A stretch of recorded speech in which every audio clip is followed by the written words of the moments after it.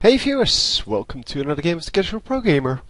Today we are doing a Terran versus Protoss match, and the Terran here is played by EmpireHappy, whereas the Protoss is played by M蕨Feast. So two well-known players, and as you can see, no Zerg player in this one. So that is awesome because yeah, Zerg has been in every matchup and has won every well, virtually every game. And yeah, that kind of makes people want to see less of Zerg. But yeah, these things happen, especially in a game like this, so a strategy game. And we see the wall off from the Terran. But yeah, in strategy games, it's every time something gets discovered by one of the races, in this case. So one of the yeah, the things you can pick. Yeah, the others suffer for that, and the Zergs seem to have found out how to play a little bit better than the other two races. But in time that will change, and one of the other races will discover something, and then, well, then they will be dominant, and we will be tired of them in time. So not finishing the wall off here, just placing one supply depot there, and then placing the barracks all the way in the back. So he doesn't want to just prevent the scout, although he could have, because the scout is a long way away. It's only here, and it needs to cross all this way, and then this way, and then blah blah blah, and then it's over here. So he could have easily blocked out the scout, and now he's going to have to deal with it. But it's all good. On the other side, obviously no block going off, because the Protoss, yeah, they don't really block off their ramp normally. They can, I mean, they do it versus Zerg, so there it works pretty well. But I guess this just annoying the scout there a little bit. So yeah, there's just the one barracks out now, and the Marine is going to be able to hold off the scout pretty well. And I think that's what he's counting on. That he kind of has a mobile offense slash defense, and that's the thing that yeah, that's the thing that's going to hold off this this whole well, scouting thing. Oh, the probe scout. Oh man, shouldn't do this too early. Anyway, the bunker coming up. The bunker is there also to just, well, hold off the push, if there is a push coming, in fact.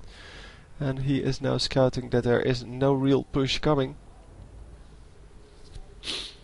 The first stalker is on its way, and yeah, it seems that the first stalker is easily going to be able to pick off this SCV. And it's left to its death there. There's really nothing he could do about that, except run out quicker, but or earlier. But that wasn't happening. So expansion going down for our Protoss player here. And the Terran player already has his expansion up and running, already transforming it into an orbital command, and that is going to mean he is a little bit ahead. Of course, in the units tab here, we see that it's 25 to 20, so he sacrificed a few SCVs to get that working, but then again, he does get the mules from his command center, from his orbital command, and that makes up for part of that, plus he can now produce 2 SCVs at a time, one from each command center, and that means that he can catch up pretty easily. But he will have lost some income there, which puts him behind a little bit, but as I said, he will be able to catch up. So on this side we see 2 gateways coming up. Cybernetics Core just researched the warp gate technology, and he is going to gate his warps. Now he's going to turn all of his gateways into 2 warp gates, 3 barracks over here. We have 1 tech lab. The tech lab is of course there to research, yeah, the combat shield and the stim pack, and maybe the concussive shells, depending on whether or not he's going for marauders. Normally you do see a lot of marauders in this matchup, and he is indeed going for some. Because they're really good against stalkers. The Marines not as good against stalkers, and yeah, but they can be produced at a much higher rate. And of course that is also something to consider. So the whole army coming in here, and the Terran player just happily standing back. 2 bunkers are out, and it's all about this attack, man. So the Stalker's just going to do a little bit of damage, or trying to the units, because as you can see, to the buildings they can't really do any damage,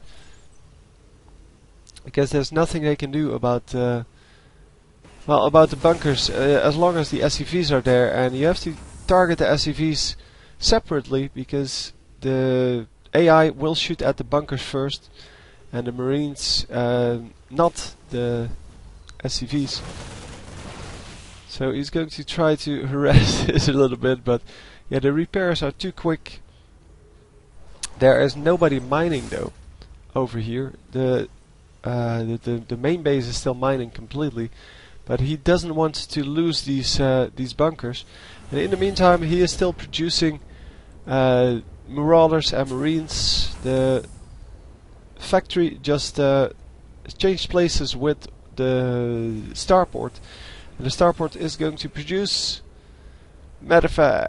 And with M胱 out, he should be able to deal with this this army.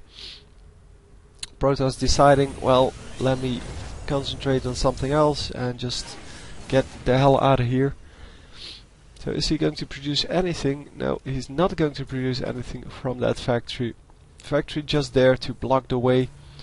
And yeah, he's just going with barracks. So another tech lab coming up, and 2 more barracks coming up. Well, no, yeah. This barracks is coming up, and this reactor is coming up, and there is another reactor. Oh, that's this one. Never mind.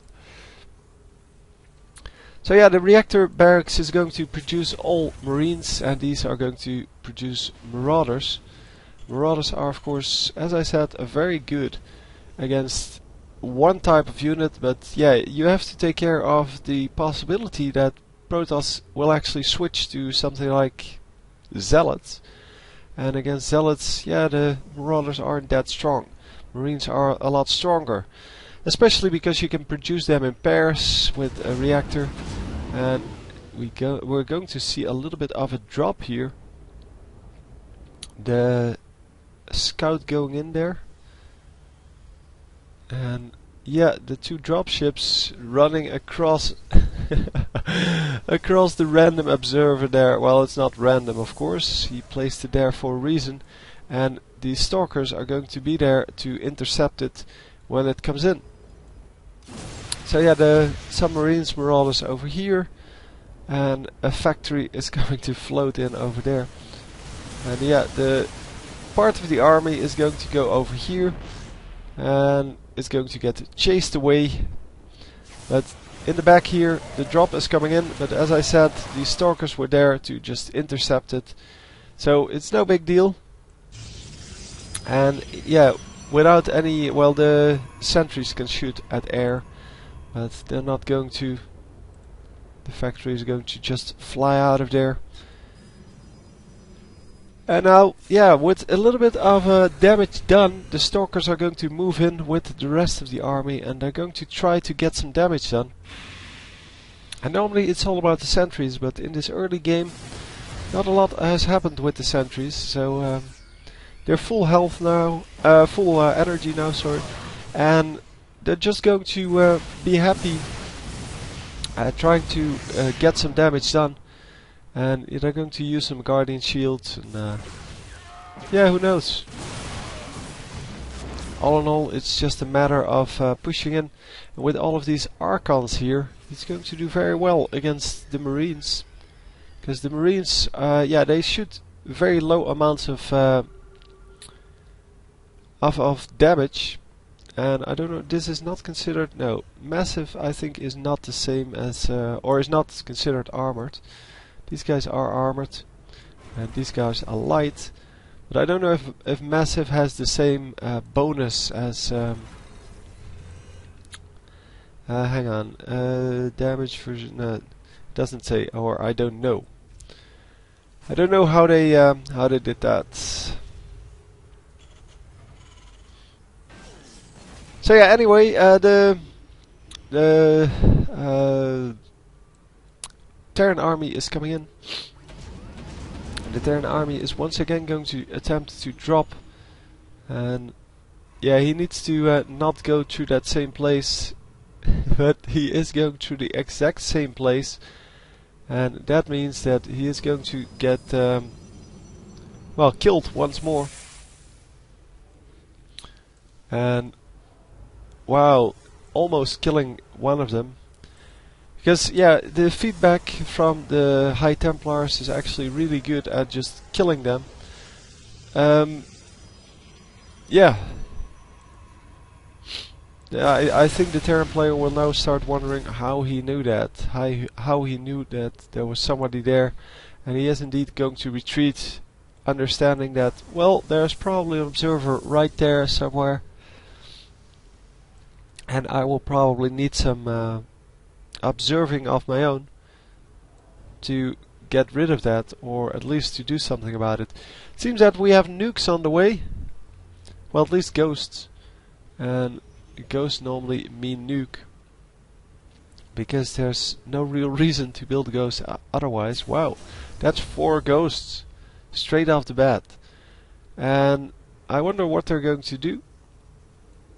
There's a few probes incoming, and yeah, the Marine actually spots all of them, and they're not going to make it into the base. But there is an observer in the base somewhere. Well, not over here, because he built a missile turret to get rid of it, and maybe it died, I don't know. It may have died. So it seems that yeah, there's a whole new base going down over here, with the Terran army like a half a second away. The Terran army is going to retreat, is not going to make use of the fact that well, it gathered up over there, and well, he had a big advantage there.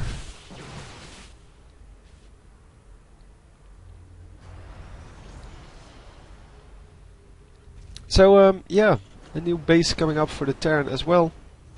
It is going to be another orbital command, even though it's kind of hard to defend this, because there are 2 ways in. You can move from over here or from over here, and that makes it a lot harder to defend than some of the other bases on the map. But yeah, then again, it is on the path to the enemy anyway, so you might as well go there. So large army coming in, and especially those colossi are going to be really hard to deal with.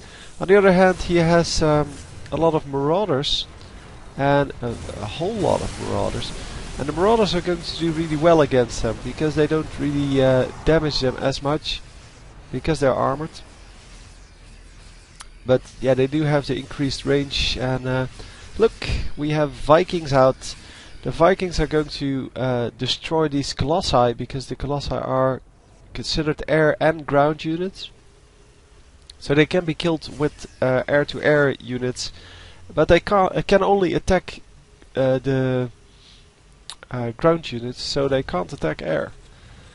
That means that the stalkers that are in here, and there are 8 stalkers in here apparently, they will have to deal with those Vikings.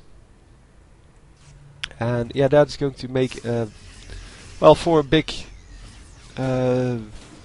advantage for the Terran player, because these Vikings are going to, well, you're going to have 8 Vikings versus 8 Stalkers, and that's going to take the 8 Stalkers a long time to take down, especially because they're armored. And yeah, they will do extra damage against that Colossus, so it's just a great matchup for the Terran player, and that's why the Protoss player just backed off he didn't want to engage in that. They both don't really want to engage because they're both a little bit afraid of the enemy's army. Seems that both teams are just happily scouting around the map. They're going to make a new base over here. Terran was already building over here and transforming that into a planetary fortress, because this is a very hard to defend base because it's so far away, and as soon as your army has to retreat from here, this base is very vulnerable, and a planetary fortress can at least take care of itself for a little bit, as long as there's not a huge army coming in. But against a few units it can do pretty well. And yeah, we see the 1 versus 1 here, and the Protoss Zealot just taking that out on its own. And now, yeah, they can see each other, but they can't kill each other. And it seems that that the Terran player is perfectly happy with that guy over there. And is there a nuke out now? Nope, there is no nuke out. Unless he has more than one. Let's see. Yeah, he is building 2 nukes, so it doesn't say whether he has any. But yeah, having 2 nukes out means that he will probably start using them at some point, and that would be great. Of course, nukes were considered to be a very BM weapon in StarCraft Brood War. Also, the pro players had no problem with them. They were very easy to deal with for them. Of course, for normal players like me, they're really hard to deal with. They're virtually impossible to deal with. And wow, the whole army coming in for 2 Marines, really? And there goes the nuke. But yeah, in StarCraft 2, they're not so much considered bad-mannered anymore. They're just a very useful weapon. Of course, there's still oh! Will he actually land it? No. The enemy does see where it is. And there we go, getting the nuke. But yeah, the problem with the nukes, of course, is that the enemy gets to see where it is with a little red dot.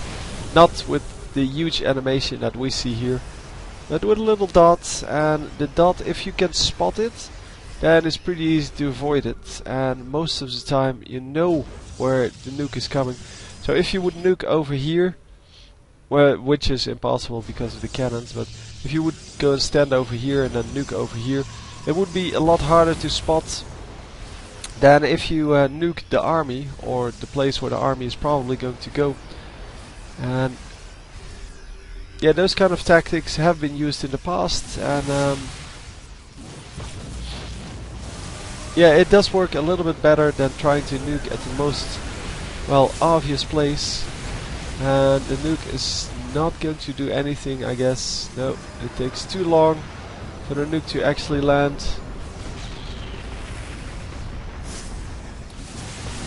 So another nuke going down, and I don't know if he spotted his last one, because he is pretty close to it. And no, he was far enough away, and the entire army melts there. The entire Terran army, that is. And it seems that there is an observer here somewhere, because all of the ghosts... No, the ghosts don't go down. I thought he was sniping ghosts, but that it must have been either Marines or ghosts that ran out of cloaking energy.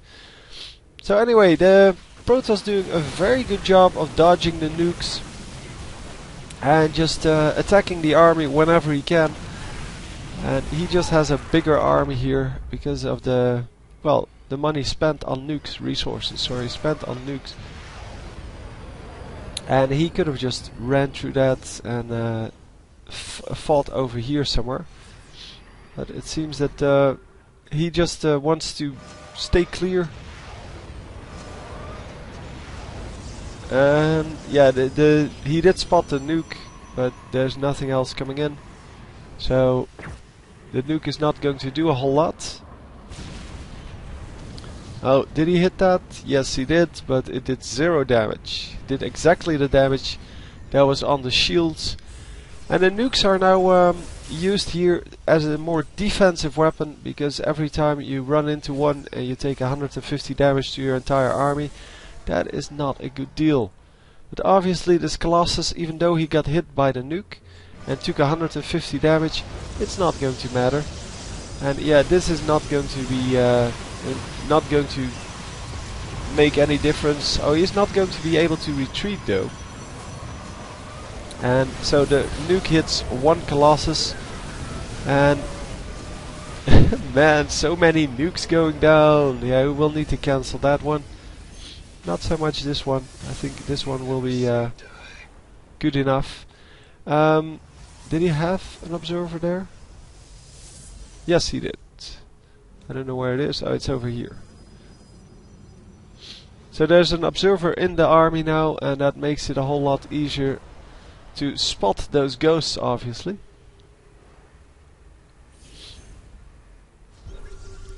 Oh man, yeah, he got spotted before he actually got in. But he didn't die. So a few units died there, but it seems that the units lost are actually equal. Wow, that is amazing. Because it seemed to that oh, it does show nukes. Yeah, it does show nukes in the unit tab. But yeah, if he hits one of these nukes, I mean, he's been trying all game, but if he hits one, then yeah, he can take out his entire army with his own army. And hitting the Colossi, actually getting a hit on one of them, or killing one of them and almost killing the other.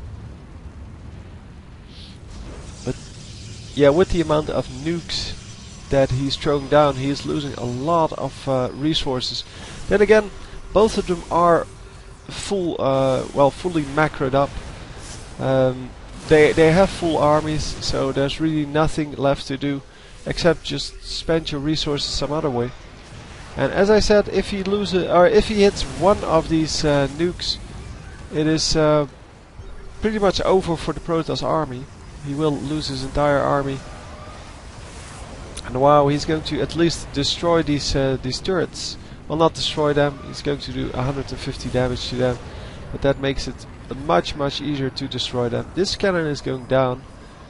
I don't think that this nuke can reach this one. Oh, it actually does more damage than that. Maybe it does more damage in the middle, but I thought nukes did 150 damage. Anyhow, he's going to move in and going to, yeah, just attack this base, because now with the nukes going down, the defense is non-existent. And well, the Stalker's coming in, and a huge exchange here, but the Terran is not going to manage to do a whole lot. And the Protoss player is just going to kill the entire army. And yeah, now we have a problem for the Protoss, for the Terran player, because he is going to have to evacuate this base. Yeah, he's not going to. He's just going to leave it here to die. Yeah. And that's why you build a planetary fortress here normally. Because then at least it can do something. So nuke going down once again, and a nuke going down over here as well. Just trying to get some damage done on that new base. And yeah, he loses the ghost. And where is this one? Over here. And yeah, the Protoss army, he can't find this this dot, so he's just going to move his army back. He knows that all of the nukes have gone down over here. And yeah, just that one ghost. The one ghost is just there to try to get all of these nukes off and do as much damage as possible. So there's a Dark Templar over there. And the Dark Templar seems to be there to, yeah, snipe some units over there. And yeah, he is going to die now. One scanner, you die. So you could have set him to not attack, and then it would be a nice scout. But yeah, you might as well go for a non-offensive unit then, so an observer, because it's cheaper. So yeah, the nuke's still going down, but he's not managing to do a whole lot. The Vikings coming in to snipe these colossi, and are they going to manage to? Yes, they are going to manage to get all of them. So only some Stalkers left. I don't know if he hit a nuke there, but I don't think so. I think this was just him losing his army little by little. But all of these Stalkers seem to be in good condition. So, man, so many nukes!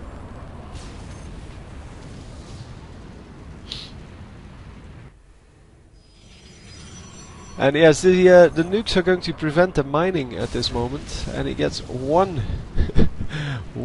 probe with that. And obviously, yeah, the Protoss lost all of his observers. So it must have been a nuke, right? One of the nukes must have landed. I will check afterwards, but I don't really understand.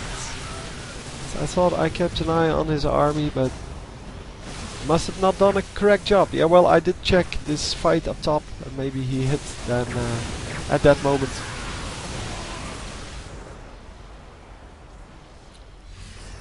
But yeah, the Protoss army is still at a higher army count than the Terran army. But yeah, is it going to matter? Is it going to be enough to win this? Because both of them have huge amounts of resources at their disposal. Oh, taking out one of the ghost academies. That means one last nuke, and he's going to just push in now. And I don't think that the Terran can hold this off anymore, because he's losing important buildings, and this nuke may actually land. Yes, it is going to land, and that did huge damage to the army, but the Terran has nothing to follow up. So yeah, finally hits a nuke, and it seems from the reaction there that was the first nuke that actually landed.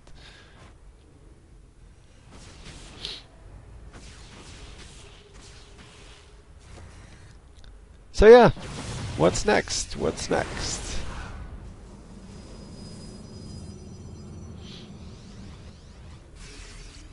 The Terran army moving out a little, and yeah, he has these air units to deal with the colossi, but yeah, it's not going to matter. Everything is just going to melt to the Archons with Stalkers. Hang on, where are the Stalkers? And of course the High Templar. Yeah, there are 11 Stalkers out still, and yeah, that made all the difference. So even though he nuked about 17 times, no, a lot more than that, in fact. He nuked all game and still didn't land more than one. Anyhow, I hope you enjoyed, and I will see you next time. GG.